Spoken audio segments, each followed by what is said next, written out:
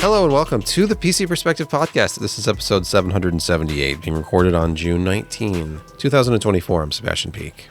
I'm Jeremy Hallstrom. I'm Josh Walrath. I'm welcoming myself back to the show. I'm Brett Van Spermberg. And I'm Kent Burgess. You can support PC Perspective by going to patreon.com/PCPer and be like Crease. That's with 3 exclamation marks. No, 2. Sorry, 2. It's 2. Yep. Biff, but only with 1. Right. And Mac Dude Guy. Now, Also I with 1. put these 3 folks in there. I went back into the archives a little bit, and I decided to, hey, let's mine some folks that have been with us for a while and say, you know what, we still appreciate very much your continued support. So I went back in and I found a few names and I'm like, oh, that's a cool name. That's a cool name. That's a cool name. And knowing that there's just absolutely not enough Mac content, I thought I would start with Mac, bring Mac Dude Guy in and Crease, of course, and Biff because he's got a great sound and all that Crease because that's a cool action. But anyway, just wanted to say we appreciate the folks that have been with us for a while and I'm going to dredge up some names. We don't just appreciate. We're grateful. Which seems stronger. It is. Josh, is it time for the most important food segment of the PCPer podcast? I guess it is. Things are a little different today, but that's okay because you need a little spice in your life. And speaking of spice, I was down at an IT summit for my primary job down in Fort Collins, and they catered us Music City hot chicken. And this sandwich it's their club. So it's a big old chicken breast, deep fried, lovingly covered in Nashville hot sauce, bacon, cheese, a little bit of lettuce and tomato on the bottom to make sure you have some veggies. And there was a really small amount of potato salad they gave us, which was kind of disappointing, but the chicken was really good. It had, some actual good heat to it. Because usually you get, someone says it's Nashville hot and it's just kind of salty and a little warm. But this was, this was good. So I was happy that, 1, I didn't have to pay for it. 2, it was brought to me. And 3, it was actually really tasty. So there you go. Music City hot chicken down in Fort Collins, Colorado. Moving on to the PCPer news desk, probably the biggest story of the day has got to be all the new Snapdragon PC reviews that are out there in the last 24 hours or so. Some of the reviews were not done in time because this is another one of those launches where you had a major update like 24 hours from the embargo lift that changed performance enough that I was on Twitter last night, I think, and saw that Hardware Canucks had responded to video cards talking about the launch yesterday. Hardware Canucks said, any reviews at all is a miracle considering how late devices were received and the last-minute firmware/software updates yesterday. Some, including us, have delayed our reviews since less than 24 hours hands-on after a major update leads to potential errors in testing and subsequent content. Well said, Hardware Canucks. And that's the problem, is you got some reviews out there that are just loving it and talking about how amazing it is and giving it very high scores. And then you have other people who are looking at it perhaps more objectively and saying, what the heck is going on here? We have some disparities between the claim performance and the actual performance. We have some weird issues. Here's Andrea Schilling on Twitter with a screenshot. And at first it's like, okay, what's the problem here? It's got a browser open, got Copilot open in the background. CPU is only at a couple % utilization. But look at the memory, if you can read that. Memory is almost maxed out. It's like 12.4 with Copilot not currently doing anything. There's a couple other apps it looks like loaded down here, but it just seems like there's some driver and optimization issues going on. And we're all running Windows for all these reviews, which also seems questionable. Because Snapdragon benchmarks that were being shown by the company, by Qualcomm, were, I think, running on Linux, at least for the really good results. So I don't know what's going on here. I don't think it's fair. Like TechSpot here is talking about how Snapdragon X Elite's first real-world benchmarks can't even beat an older iPhone. Well, when you're talking about the world of Geekbench, iPhones are faster than anything. So if you look at an iPhone 12 mini, I sense a certain derision in your voice. well, I'm look not at sure. this, an iPhone 12 mini. What an insult. Not even the regular iPhone 12. Choice. A single core score of 2141. And here is the X Elite, and it's 1829 single core, 1841. And of course, they're saying, look what they showed us. What they promised us was 2977. Who knows how they achieved that? The other problem is when you actually get into shipping devices, you have different thermal constraints, different enclosure sizes and heatsink designs, and maybe different power envelopes. Because battery life is the one thing that I think everybody's pretty much agreed is excellent with these. Yeah. But, you know, things like gaming performance are not great. If you actually start running these in head-to-head benchmarks against other mobile solutions, they're not that impressive. I don't know. Anybody actually read anything other than the little bit of skimming that I've done? Have any opinions about this? Because we're a day in to the new Windows on ARM future, the Copilot, AI, everything. Copilot Plus, you mean? I'm sorry. Simply put, there's obviously going to be a maturity curve to this, so like Windows will improve performance-wise. It Not has anything to, else. especially if everything goes, ARM. Well, I mean, Pat Gelsinger at the Intel keynote at Computex, in between saying AI every third word, he did say that it was not going to be as impressive as they were saying it was going to be. No, because people are not going to be running custom Linux when they actually get it. This is all Windows, and there's some overhead there. You'd think that since they've been trying to get Windows on ARM since what, Windows 8? Was it Windows RT? Windows RT? Yeah, WinRT. And then they had a version with, Windows 10 that they kind of floated out there and seemed to do So that okay. one was- But Because they bailed on embedded, so at least it was sort of okay.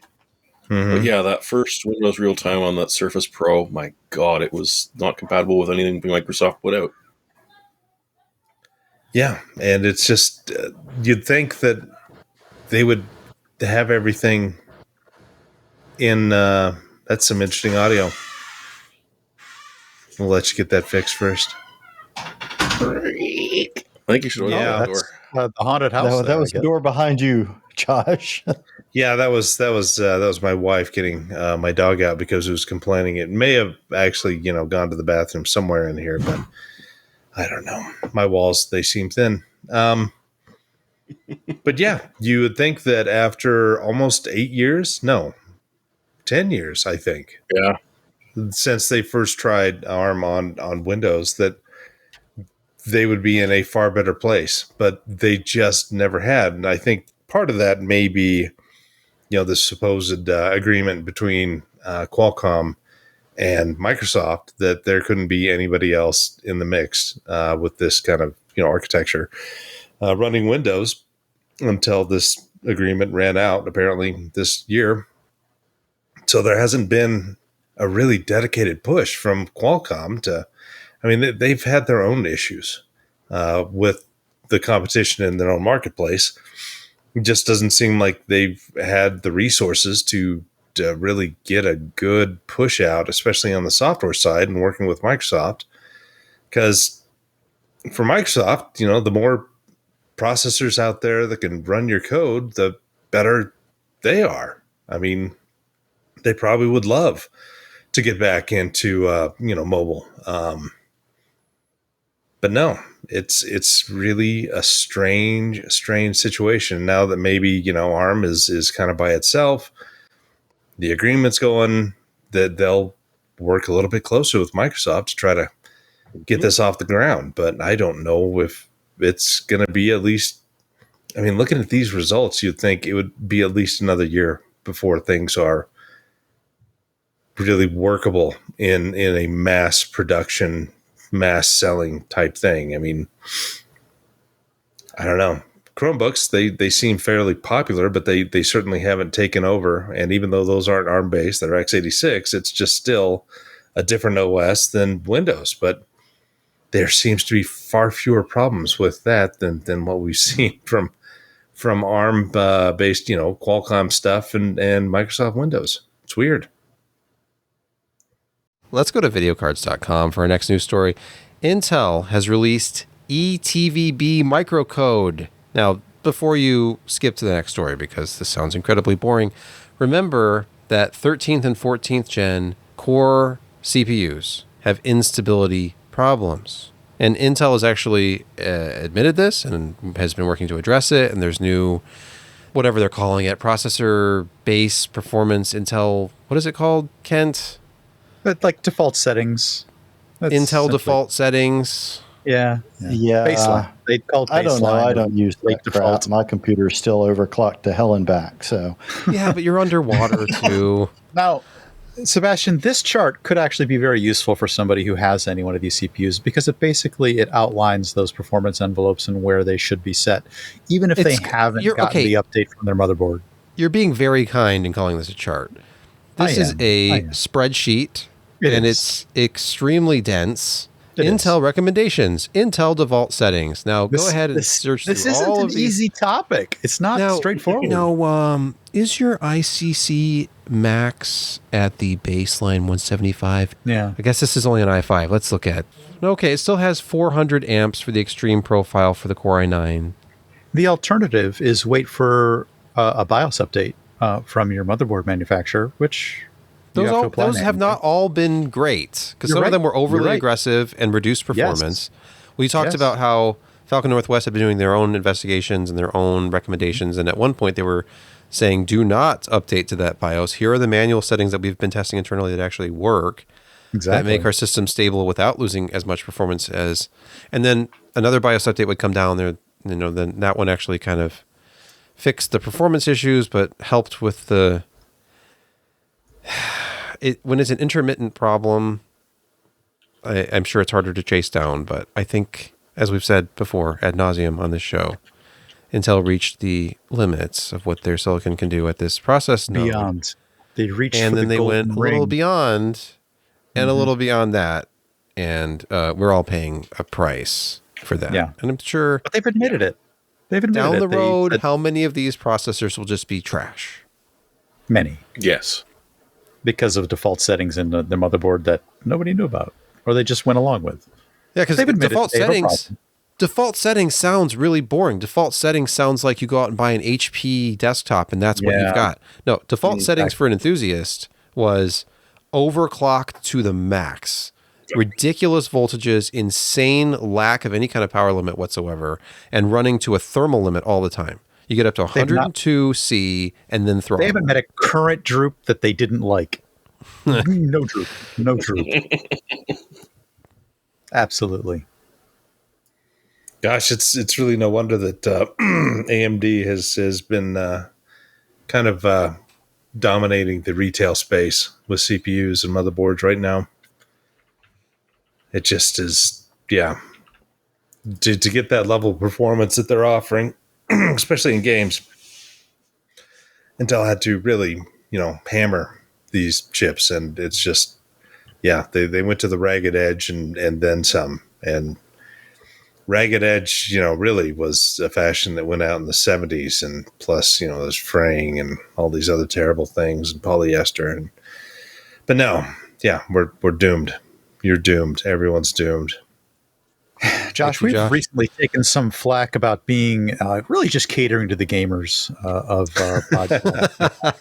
I saw that. Can we talk about this in terms of non-gamer applications, fast recomputations of spreadsheets and maybe, database insert over requests per second, time thing, because we're not all about gamers here all the time, Josh. Isn't that right? It's not just gaming. Productivity software on AMD is also very, very, very good because you have multiple SKUs. Yeah, the X3Ds are not huge with a lot of stuff.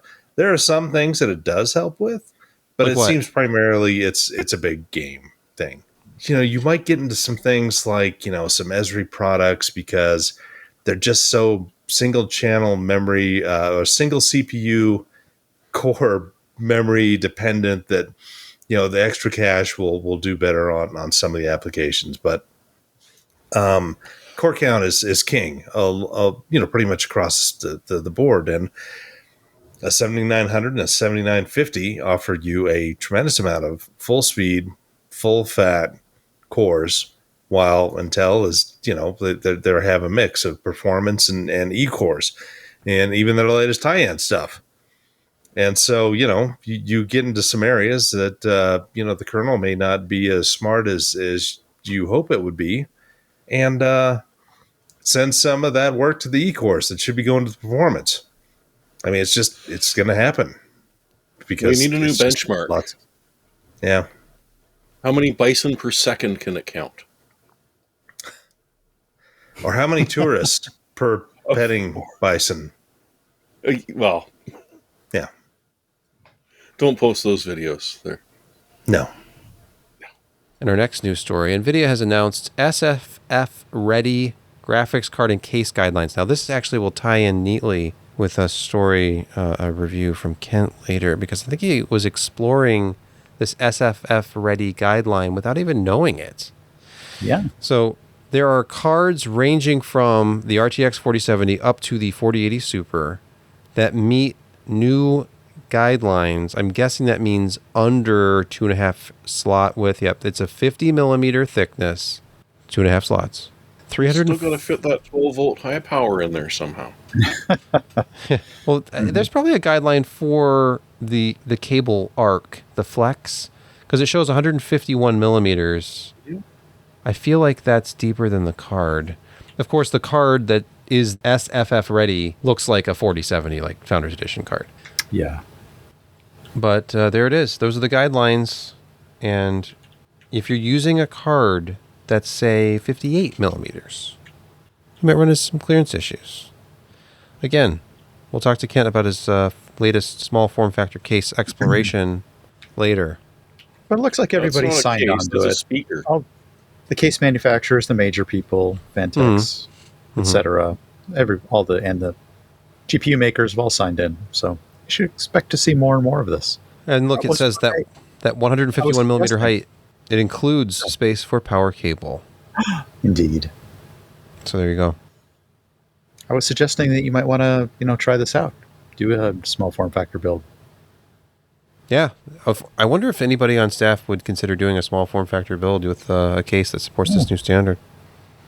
Interesting. Kent? Yeah. All right. So you'll probably see more about that because you're going to see ITX cases that launch, and they say they're NVIDIA small form factor ready.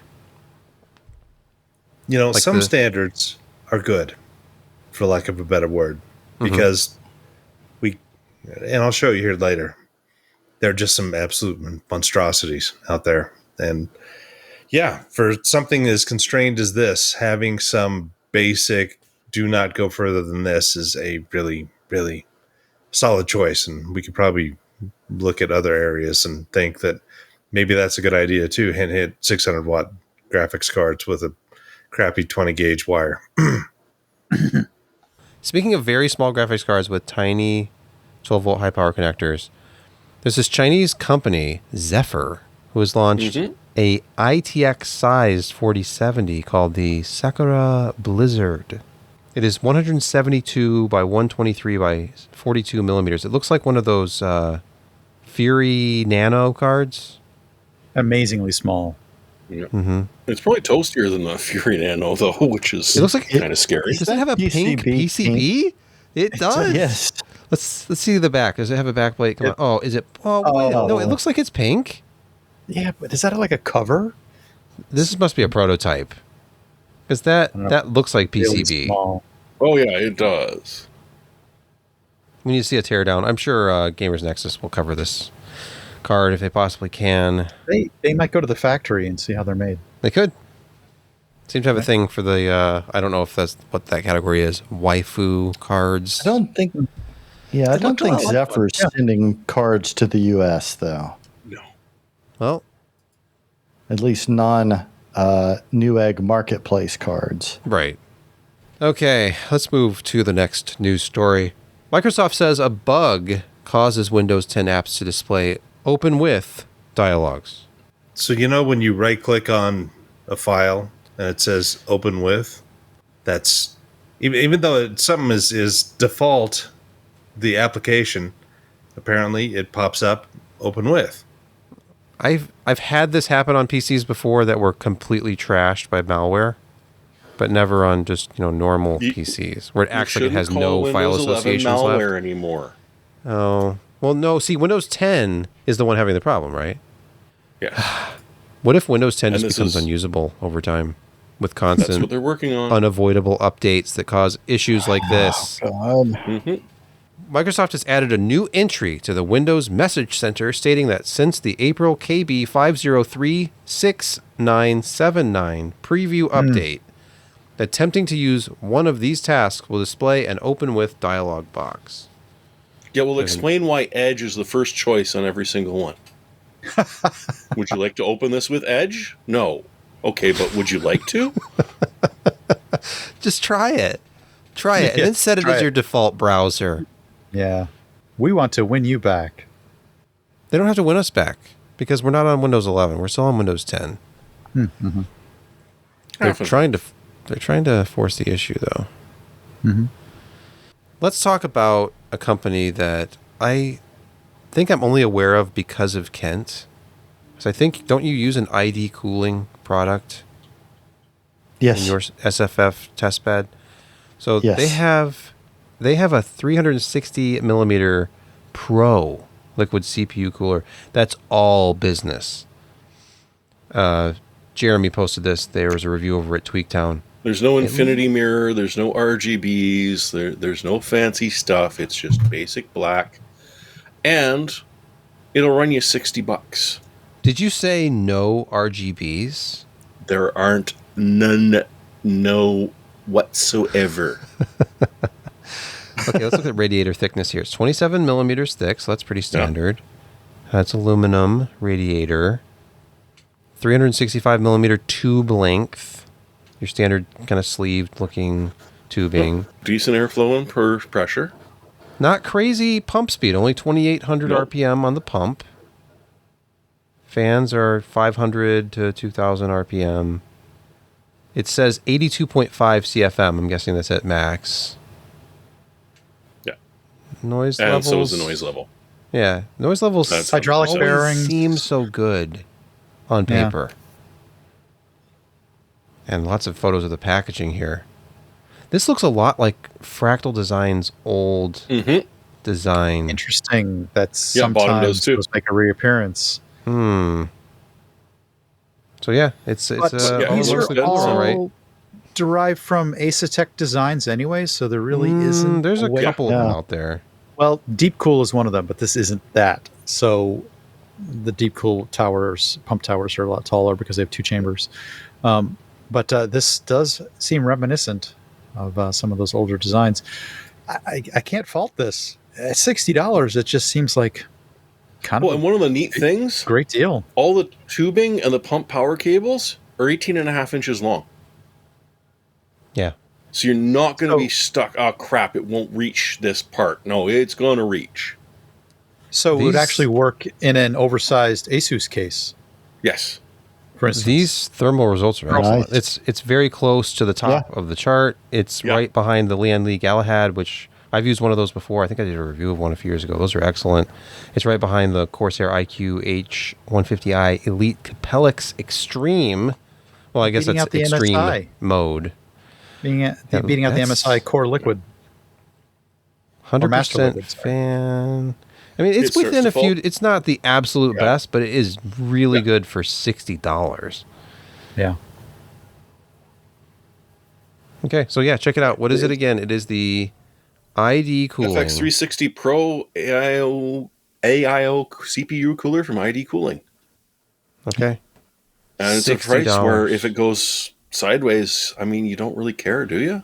I mean, in this $60 is modern not bad. era where everything's disposable, including our Well, I don't underpowered like that. cars, It's got a 2-year warranty on it. It's not horrible. Next, is there an Outlook bug allowing you to spoof any email domain? Yes. But is there a new one? Oh. This is the question.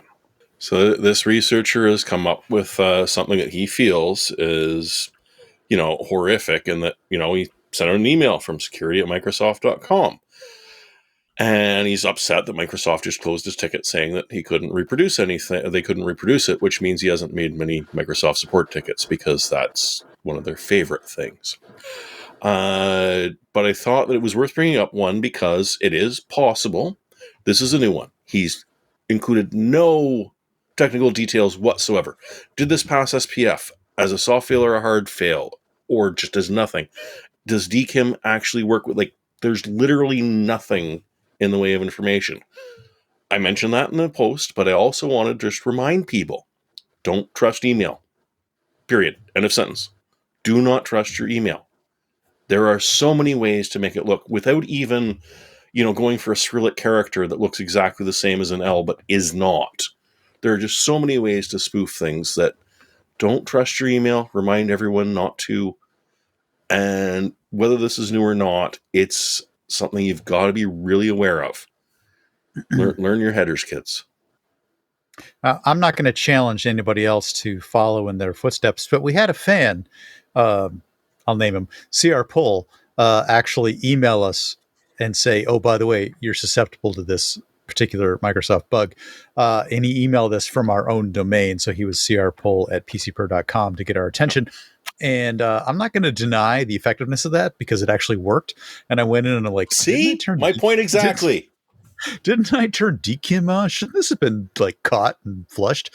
And I'm like, oops, I didn't turn that on. So as of now, a couple hours ago, I turned DKIM on. So for those receivers that actually respect checking to make sure that it's an authenticated sender, you can now have your email receiver compute that properly, and you should reject email from @PCPer.com senders that do not compute, if you know what I'm saying.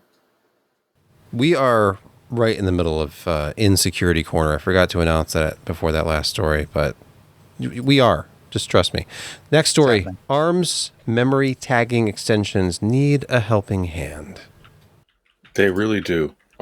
This is, perfect with the release of the brand new Snapdragon X Elite and, just a lot of ARM stuff becoming, I wouldn't say mainstream because ARM is more mainstream than any other processor maker on the planet. It's just no one realizes it. But one of the things that they did was develop this memory tagging extension, which was supposed to protect from a lot of the speculative execution attacks that we've sadly become all too familiar with. They're incredibly frustrating, and with whether you're Intel or AMD, sort of choose, do I want more security, or do I want a slower processor? Or do I just want to turn it off until they develop a halfway decent patch? So we're in the middle of a little bit of a fight here, where there's been a couple of researchers who have literally provided the code on GitHub on how to find out, or to demonstrate how to define these MTE tags on Google Chrome. Once you've got those tags, the memory exploits are now doable because you've actually got the address of the protector, so you can just avoid them completely. On the other hand, Google's Project Zero is saying, nope, works perfectly, doesn't stop them whatsoever. So you should expect to see a bit of a fight here because that GitHub code is capable of defeating MTE 95% of the time in less than 4 seconds. So it will be interesting to see how this rolls out because Google's a little bit annoyed. Meanwhile, you've got proof of concept code on GitHub. You can actually test it yourself. The good news is it's only the first step. Once you've got that, then you actually have to be able to figure out how to get RCEs going on that memory or map the memory and try and get it to write outside of its boundary so that it'll then start writing in a system protected area. So it hasn't been used in the wild, but the fact that ARM sort of baked in security to stop speculative execution attacks is not working at all well is a little bit scary because ARM is ubiquitous. It's in everything. You know what else is everywhere? Copilot Plus PCs. But somehow, we were talking a lot about this in Security Corners, I think for like 3 shows in a row, about how insane recall is. And it's not just that it won't be on by default. It's that it's not even there. Somewhere in between last podcast and this week's podcast, Microsoft just kind of they step back from Microsoft Recall. I think partially thanks to our coverage, really. I think so. Yeah, I want to take absolutely. responsibility for it. Maybe it's also that it became mainstream news and everybody was okay. reading about it and that- seeing it on TV. I'm sure that was a factor. And the amusing thing is that as the story develops, our original theory, which was marketing trumps engineers, the marketing team says, nope, this is brilliant. You're putting it in there, and the engineers are literally threatening to quit or do horrific things, and they got overruled. Well, no, actually, the rumors are now flowing out that there was a very small team in Microsoft who managed to pitch this to someone who thought it was a brilliant idea, developed it without telling anyone other than their team and their managers, and then just tossed it in there at the last second. Wait, they got into a And- release channel as like a science fair project? More or less. Like, it really shouldn't have ended up there, but they managed to convince someone to toss it in, and they were expecting, of course, everyone is amazed at how wonderful this is, and ended up shaking in their heads and like, why is everyone so upset with us? We thought that this was a gift. There was an Why don't- exploit for it before it was even widely It was a released. gift to scammers and hackers and Yes. It was a total gift. There's just certain things you can't do without giving AI total unfettered access to everything that you do. So, I mean, I don't know what your problem is. You want an AI future, and you need them to be able to. And a button. You want an AI button. Yes, That's what you want, apparently. Even without the People button, want it was that. so convenient because even without pressing a button, it was screenshotting everything you were doing constantly. True. It was converting things to plain text for you, Mhm. just so it was easier for your system to search and say, Making it you can just findable. say, like, hey, computer, that thing I was working on yesterday around this time, can you pull that up for me? Oh, I wrote an email and then deleted it. Can you pull all of that back up? Yeah, all the text. Yeah, you have a keylogger Yeah. going 100% of the time, right? Yeah, just Yes. Yeah. nothing's ever gone. Conveniently, There are no secrets. Microsoft Also- Recall, I forgot my bank password. Here you go. Here it that is in plain also works. text. equally well for malware XYZ. So that was Yes. very convenient. But they're carrying on a tradition, just like when they accidentally injected Copilot into Windows Server 2025 and were utterly baffled as to why all the sysadmins were up in arms and screaming. Where did that come from? Oops. Hee we thought you'd like it? Finally, in our security corner, this is an interesting one that we should have led with this. AMD has confirmed a security breach. This is at videocards.com. Future product information, source code, spec sheets compromised.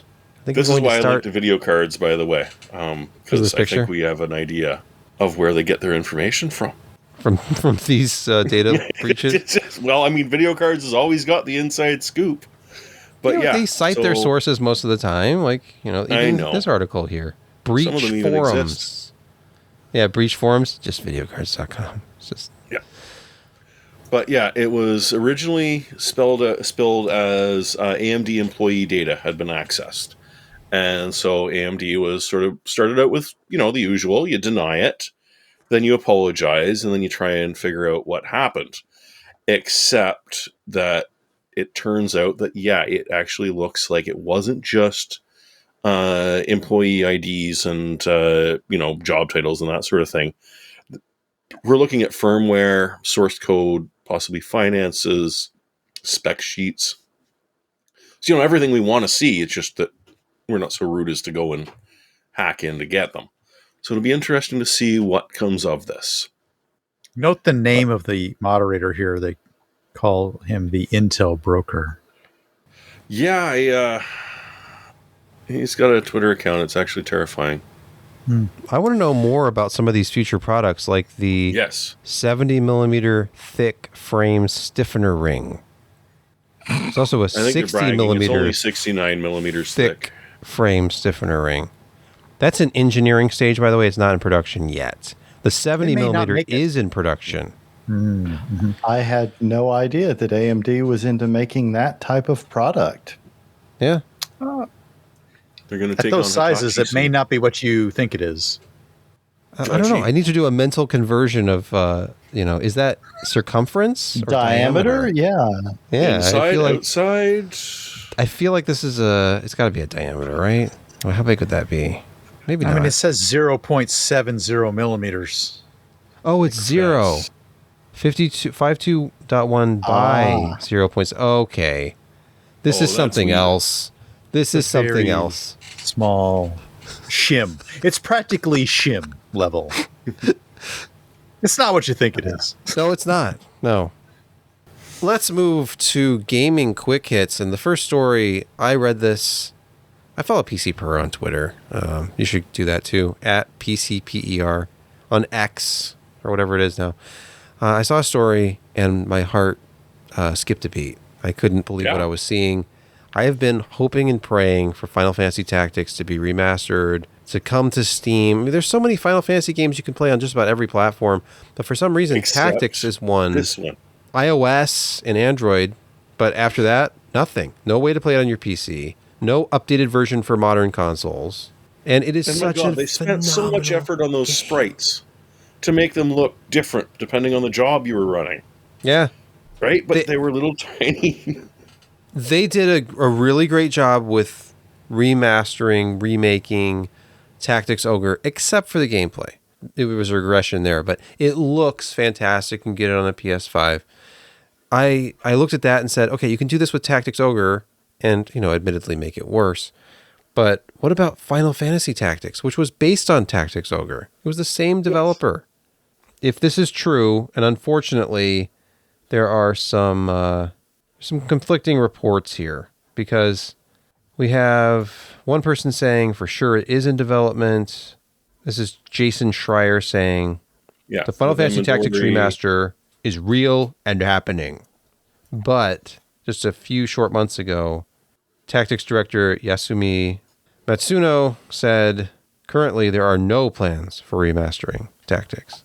So maybe there weren't back then and there are now. I don't know. But this all harkens back to a leak where there was all this stuff from the GeForce Now gaming service.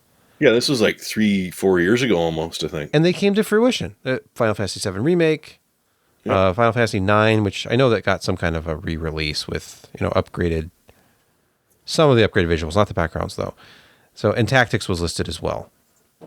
If you haven't played Tactics, you're missing out. It's a brilliant game. So it's addictive. The only problem is that I've lost my old guidebook. So I'm going to have to depend on the internet to figure out how to mix the jobs There are up, because so that was many one of the nasty good things. There's so many good walkthroughs online. Oh, that have been there there You don't have to forever. depend on the internet. You can use the NVIDIA AI assistant in game and just ask it for guidance. Or just Can't use It's been predictive input replaced by an technology. AI. I'm starting just to suspect that. Have the AI play the game for you, and you can just watch it for the story. No, those are a different game, a series of games, and they're actually becoming very big now. Oh, okay. The whole, it plays itself, and you just check in every once in audio. Oh, look what I've done. They used to call those movies, but no. Yeah. No. It's basically choose your own adventure. Except with even less input into what happens. They were all sort of talisman clones, but they played themselves. Oh, okay. Endless Loop, or no, Loop Hero was one of them. Xbox controllers on sale at Amazon and Walmart. Are we that close to Prime Day?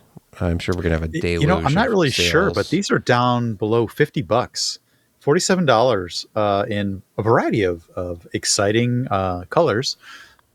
And I know a lot of people enjoy the Xbox style controller for PC gameplay, so this seemed like a great way to. Yeah, and those people Get are on called heretics.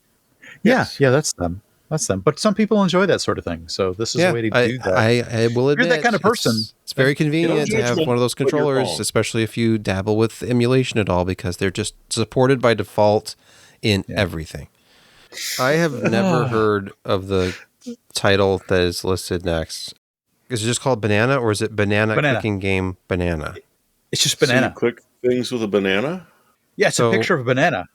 It's a picture of a banana. You click over and over. Yeah. It is 9th place on Steam's most popular games of all time list. You can't 8 be concurrent serious. players, 884,469. That's more than Hogwarts Legacy. And Baldur's Gate 3. Yeah. It's climbing. It's up to What? 8th place. It's climbing up to number 8. That is incredible. I need to check this out now. I'll show Well, it to apparently my... it's free. No, It is a Steam hit, no doubt about it. You basically click on the bananas and you collect different pictures of bananas. Sometimes they're more rare, sometimes not. So obviously, some kids didn't get Spank the Monkey when they were young. Clearly, you're not clicking on the banana. Yeah, and I it's- mean that. I don't. It's not a euphemism. I mean that for real. No, they're actually trying to sell me bananas because I just went to the Steam page to make sure that this is true. And yes, they want to sell me a variety of bananas for 35 Yeah. cents. Yeah. So you just That's get... There's a just- counter for how many times you've clicked it? Yeah. Yeah, and just click yeah, it. and it's apparently going deeper into it. I saw a couple of videos where people talked about this. Apparently, this is some sort of NFT scam going on. Oh, okay. That makes a sense. lot more sense now. Do you remember I've in got a Star real- Trek, The Next Generation, when the crew came aboard with the iGame Yes. that took over the ship? Oh Yes. yes. And only Wes and a young Ashley Judd Naomi could Ashley could Judd. Yeah. could Ashley save Judd. the ship Yeah. and Quick, maybe I'm find very- love along the And way. data. How many lights are there, Josh? spoil. How many lights? 2. I don't know, but I'm going to have a big trumpet thing stuck in a disc. And Yes. No, I'm going back. That's a different game. There are Am I in a minority when I say that Four. Next Generation improved greatly when Wesley Crusher exited the show? Hey, No. I think you're No, probably you're not in the that is minority, a very but hurtful thing it to is say. hurtful to Mhm. Will. Wes is and very, He reads audiobooks now. very He's sensitive. fine. let's move away from everything we've just been talking about to the most hardware focused segment of the show possible. Hardware review time. That was a horrible intro. You reviewed a case, Kent. Are you Yes, prepared to I talk did. about it? Speaker. It's a Absolutely. Look at it. It's the Fractal Mood. And yes, it does sort of look like a speaker or a vertically oriented subwoofer or something that sits in your living room. Air purifier is what I got from the... Yeah. Yeah, me too. But- Air purifier. Yeah. But it's sort of what Fractal was going for with it for sure, because they wanted something that would not look like a, gaudy PC case or a giant PC case. They just want something that could look kind of elegant and fit in anywhere. It is an ITX chassis. It's at just over 20 liter capacity, so it's sort of bordering on what a lot of people call small form factor. The footprint of it is only 8.4 inches square, so it's got a very tiny footprint, but it is almost 18 inches tall. It is a chimney style with a top fan that pulls air through the front and rear panels and exhausts it out the top. And it does it very, very effectively, much more effectively than I suspected it would.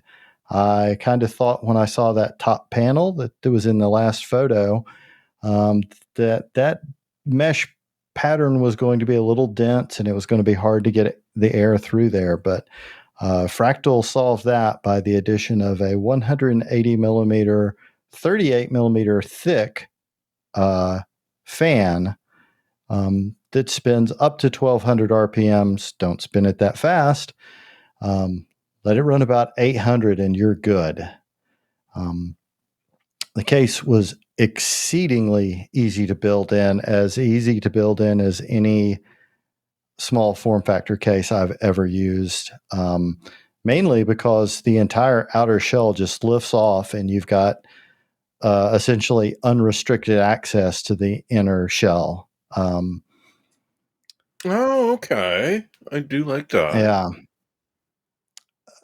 A lot of people initially see the fabric mesh on the outside, and they think it's mesh all the way around, but it only pulls air through the front and rear. The side panels are actually sealed off, and that's by design to sort of focus the air through the compartments that have the hardware in them. The rear panel was obviously going to allow So it's really kind of like good airflow. the Apple trash can, right? Oh, it's a bit like that, yeah. It is a bit like that. It's also a bit like the original Corsair One. I was going to say, this looks like Corsair One. It is larger than the Corsair One, to my knowledge. Kent, what are really the water didn't have- cooling options here? Is there any water cooling options? Is there any Oh radiator? yes, you can use up to a 280 millimeter radiator, and I think that's actually the sweet spot on this case, because the graphics card temperatures in this case, the graphics card is completely separate in a completely separate chamber from the motherboard and power supply, and the temperatures were phenomenal. That PNY Accelerate cooler is really not the best cooler on a 3080, but this system kept it completely managed better than any other small form factor case I've tested, and it wasn't even really close. With the dust filter removed, it was 3.5 degrees better than anything else and only a degree warmer under load than an open test bench. At idle, where that cooler has 0 RPM mode, the top fan in the system actually kept the GPU down, floating just above ambient, 4 to 5.5 degrees above ambient. The CPU temps were not as good, but there's sort of a caveat here, because I was using my ITX test bench, which only has a 57 millimeter high CPU cooler on it, so that it can fit in things like the Fractal Terra and the Fantex Evolve Shift XT, et cetera, but there's plenty of room for a much larger cooler in this case. And the main reason I believe that the ID Cooling IS55 cooler did not do as well in this case as other cases is because it is so far away from the air intake. You can fit up to 110 millimeter high tower cooler in this case, but you can also, as I said, use a 240 or a 280 AIO. And if you use a higher power CPU and a 280 AIO, any GPU that will fit in this case, just put the biggest thing in there you can, and you're going to have a monster PC in a relatively small form factor. The biggest two issues I had were, one of them is fixable. The owner's manual for this shows them flipping the power supply so that it is actually intaking air from behind the graphics card. Mm-hmm. There is pass-through there, and if you're using a flow-through card, you're still getting air, but you're getting all that hot air from the graphics card. In gaming testing in that configuration, after a 30-minute gaming session, the fan on the power supply was just absolutely howling loud. Yeah, it was doing double duty. It was actually exhausting. Yes, it was doing double duty. The good thing about this is, even though Fractal doesn't show it in their documentation, it's a very simple switch. You just flip the PSU over, intake air from the motherboard side, and it was fine. The fan ran at normal sound levels. SFX power supplies, the fans are loud anyway. I've not encountered a quiet SFX power supply, but it functioned like you would expect. You would hear, it was not the loudest thing in the PC under gaming load, with the power supply turned around, intaking air from the cooler side. The other issue I have is I feel like Fractal really missed the boat, because this is limited to just barely a 2.5 slot GPU. The 3080 that I use is just absolutely barely fit in. When I was initially testing, I wasn't sure it was going to fit, and that's the smallest card I have at the moment. So I wasn't sure how I was going to test. But it did fit. The outer shell did just barely slide on over the top of that card. By the way, I did try to fit the a 3090 in, just out of curiosity, and it would fit in, but the shell would not slide over the top of it. here's an instance of where those SFF-Ready GeForce cards come into play, because they specifically list those under component clearance for this in the specifications. Yep. Now, interestingly enough, after this review was published, I actually got an email from an anonymous source showing me one of these that has been lightly modded, although I could not determine exactly what they had done. And it had a Founders Edition. It was either a 4080 or 4090, which is a full 3-slot card inside with the shell still closing. I don't know what they did, but it looks like it is possible with maybe some very light modification. Do you think if you just got rid of the whole ITX motherboard, cooler thing, just put a Raspberry Pi in there and then a massive graphics card, there's no limit to what you can do inside of this case. The ARM is the future, so that's, you can probably run Windows still. Why aren't you shucking your new Snapdragon laptop and putting it in there, for goodness sakes? Yeah. Let's do that. Just do that. Mm-hmm. I felt like if they had just sacrificed 3 or 4 millimeters and moved the center spine of the case more toward the motherboard power supply side, you would have still had plenty of room on that side. And you could have fit just about any graphics card in there. Speaking of room, look at this somewhat disturbing photo. That's not just a reflection. That's actually what happened here? So when I first put a system in, the first time I tried to close the case, I discovered that the PCIe extension cable had a little too much slack in it. The edge of the outer shell caught those cables right there. And it actually took a little kind of wiggling and to get it off. It really stuck in place. So it took some work to get it off without damaging that cable. But I was able to sort of feed that cable back through into the chassis after that, and it was fine. It was just that initial build. I don't know exactly why there was that much slack on that cable in that spot on my sample, but mine was also a very early sample. I do think it is a retail version, but it was also very early. But it is something to watch out for. But it did not damage the cable in function. Everything worked fine afterward. So, and look at the end result. I mean, it looks like a smart speaker, but it has much more powerful innards than your typical. I don't know. This looks like a Sonos speaker.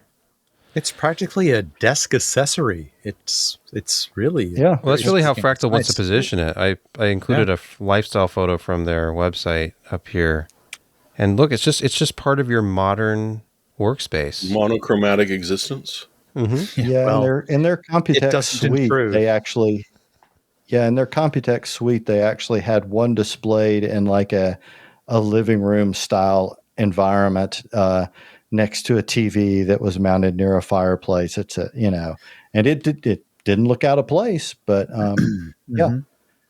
I'm a little surprised I that liked these it. sides have no air pass through and they're completely solid. Where does the GPU really draw its air from?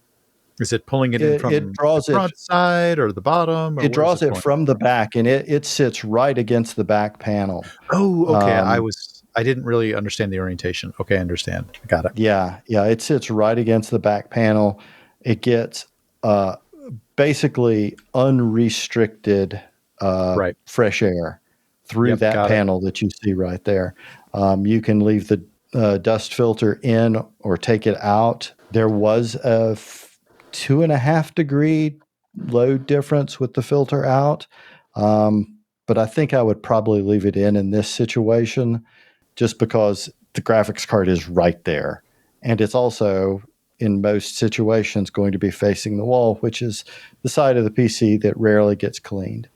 And GPU fans are very annoying to clean.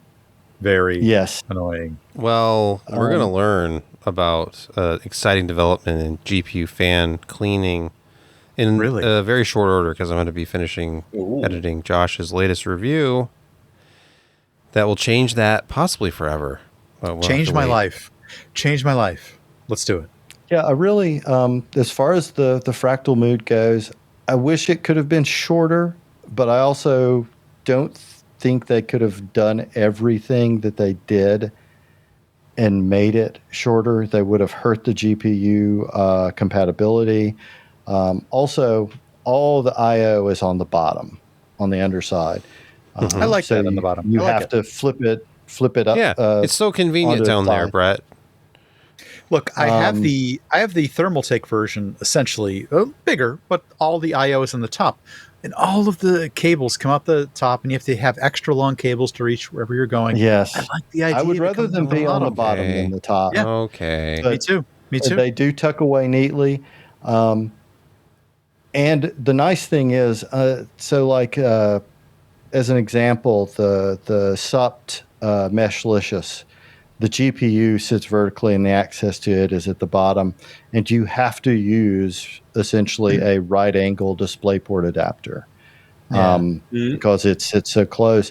The bottom I/O is positioned high enough. You can use a standard DisplayPort cable and not worry about having to bend it in some unnatural way. One quick question here. Looking at this photo, you clearly are not one of those newfangled Wi-Fi users. What's going on with your Wi-Fi antenna down here? What if you just get those two sticks that comes with your motherboard and you're not using some sort of external solution? How's Wi-Fi reception down there? I actually did use Wi-Fi on the test system when I was running my testing, and I had I didn't even of course I'm in the same room as the router, but I didn't have problems with no antennas connected. So if you're using one of the external wired antenna, you should be absolutely fine. And honestly, no one should be using those little stick antennas anyway. He can't blink if the router is in the room with you right now.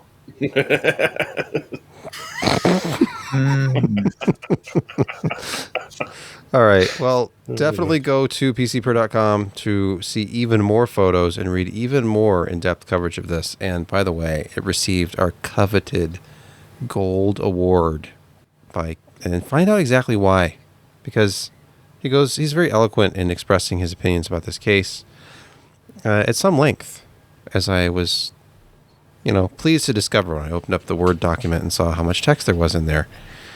And how many pictures there were. Actually, though, fewer than usual. Uh-oh. Far fewer than usual. Thank you, Ryan.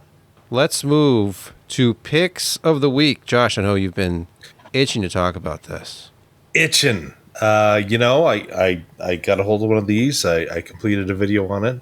We're still working on the editor portion. Again, Sebastian's been overworked, and it's not his fault. And I, needed to finish things up. But the easiest way to clean the backside of a GPU fan is to actually take it off. Yes, this is the XFX Live? Oh. You're going to take it off live? That's like watching you remove somebody's head. That's dirty. Watch this, how this just pops in. What? What? It's magnets. That's- how do they work? It's- Impossible. I felt like when I needed to do this review, I should have wore some Insane Clown Posse makeup. I think You that would have should've. really added to the ambiance of this. But it is the XFX 7900 XTX Magnetic Air Edition, and you can get these for $979, which not cheap. But if you want one of the absolute fastest cards on the market, if you want a card that has an impressive cooler. Here, let me show you what this cooler looks like. So, right, here's this, which is just massive. It's 3 slots wide, it's big. And then here's kind of the last generation higher end model, the RTX 3080, which Kent did, and it's just tiny as compared. It seems puny in comparison. Puny. No, it is. But all 3 of these fans are the magnetic ones. They just pop out, and pop back in, and they work. And they've got, XFX has kind of a fun video of they've got power applied to one of them, and they're just throwing the fans into the cavities, and they just start running. I mean, the magnets are extremely Josh, powerful. you got to stick your finger in it. You got to stick your finger in it when it's running. He does not have to stick I his do not. finger I in it. want to see what happens. Our insurance Such will that. not cover Carrot. that. It will not cover Hey, this. Kent's already Just get done a carrot. through those. You know what? No, One of the no, best no. parts about this entire card, there is one piece of RGB, and this glows a very subtle white, and that's it. And it looks really, really good. Is it Especially- RGB if it only glows white? No, it's not. It's a white. It's Okay. well, Just it wanna is make sure. RGB because Is it? it's red, blue, Yeah, and there's green no all white going LED. together to make It is. white. That's true. That's true. Okay. Yeah. So it's a full So there. spectrum. Yep. Yeah, it definitely is. But yeah, it's it's an incredibly fast card, and if you can Josh, afford one, it's an option. Will the XFX 7900 XTX find a place in your personal rig? I have no idea. Can it? I haven't thought that far ahead. I'd like to do some more testing with it. Because it's significantly faster than a 4070 Ti Super that I had on hand. I guess apparently it's a little faster in a lot of things. It's of like the 4080 Super, which it's priced a little bit below. Mhm. And AMD has done a lot with their drivers, and there may be some jiggery pokery in the background, but their RT performance is not that bad. It is still, a drop down from what NVIDIA has, but Just it's about. not nearly the drop that it used to be, especially when we first started seeing like Forza Horizon 5, which features a bunch of DXR effects. It still runs faster on the AMD hardware than, But it's kinda game comparable. dependent. I mean, racing games It is. are very It is. competitive for RTX or AMD ray tracing. I don't know. F1 2023 certainly wasn't. AMD okay. stuff takes a hit, Yeah, Takes a big hit that's on that very one. much more but NVIDIA per game optimized. dependent. Yeah. Indeed. Jeremy, do you have a pick of the week? I have a Canadian pick of the week. For those that have always wanted to try one of these funky optical keyboards, but have been, questioning their sanity at spending, several $100s on a keyboard. Because honestly, why would you want to?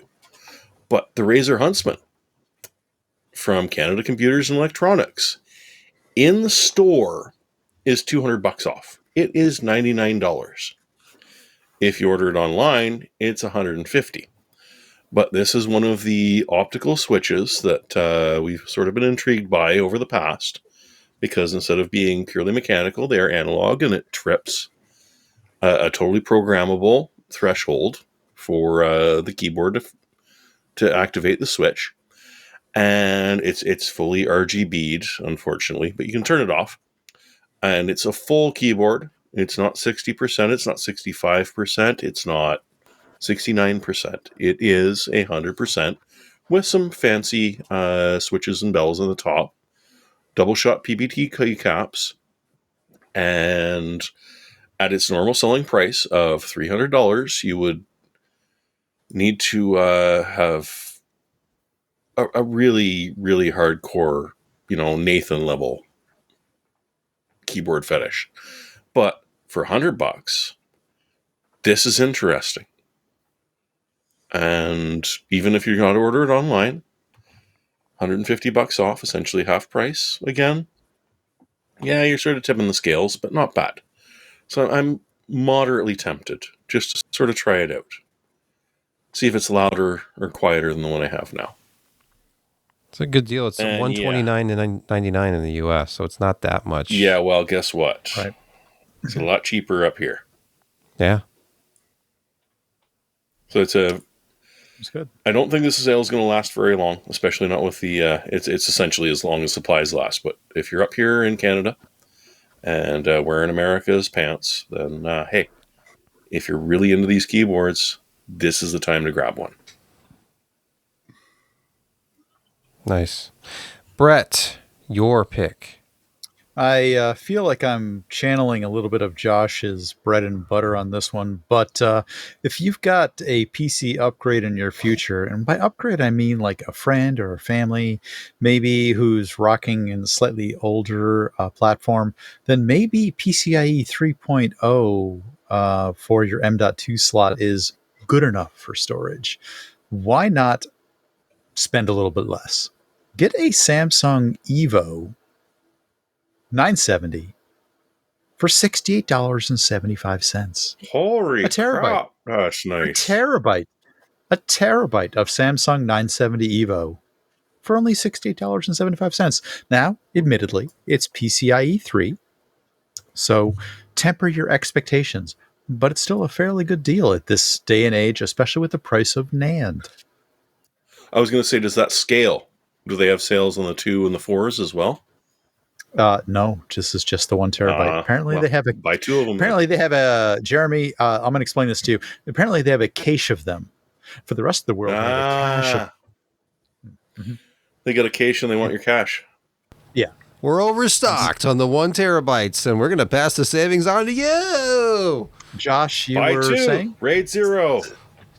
10 cents a gig is so far gone now. It is. We don't even mention it anymore, except mentioning it that we used to mention it. What is the future? 5 cents a gig? Because we're not here yet. We're not. I mean, 5 cents a gig. You're dealing with yesterday's interface here with PCIe 3.0, but for many cases, I would argue most cases, this is fast enough. You're going to be very impressed by the speeds you're going to get out of this, especially if you're retrofitting. This is a very, very good upgrade. This storage solution could help teach you how little your storage speed actually matters on a daily basis. Doing normal I hate to admit things. that Sebastian is right at any point. Once you get to like 3,000 megabytes per second, it's actually fine. We used to run.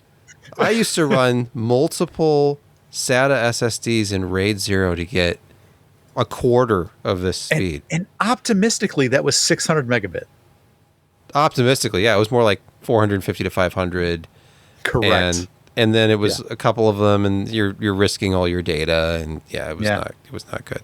Exactly. So if you're getting 2,000 megabit out of this, I mean, that's pretty good. That's pretty good.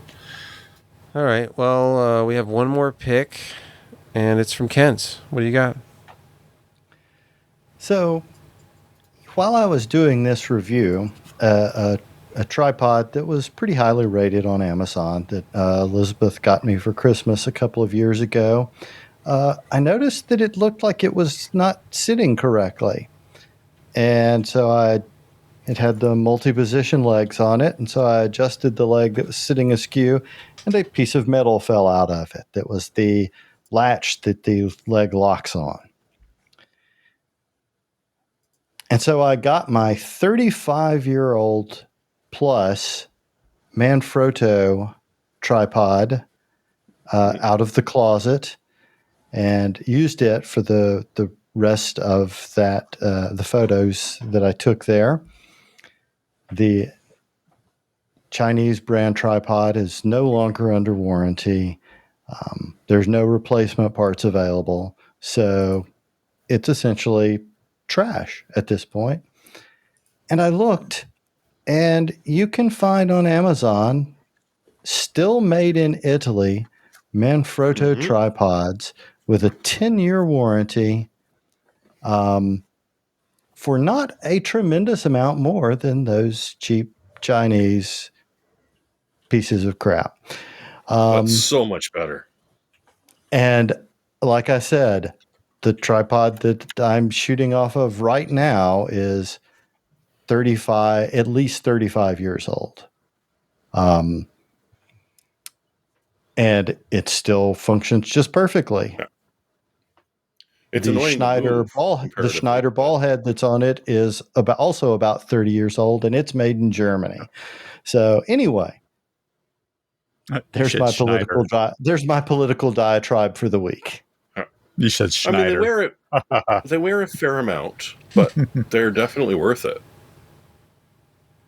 I'm using a Manfrotto tripod right now. And look how stable my video is. It's incredible. There's very few jitters. I have a pick this week, actually. Oh, okay. My pick is to end the show right now. So I want to thank everybody for watching, listening. It's 12:05 Eastern right now. It's time to go to bed. And we'll do it all again next week. And we'll see you then. So thank you. Good night. Good night. Thank you all.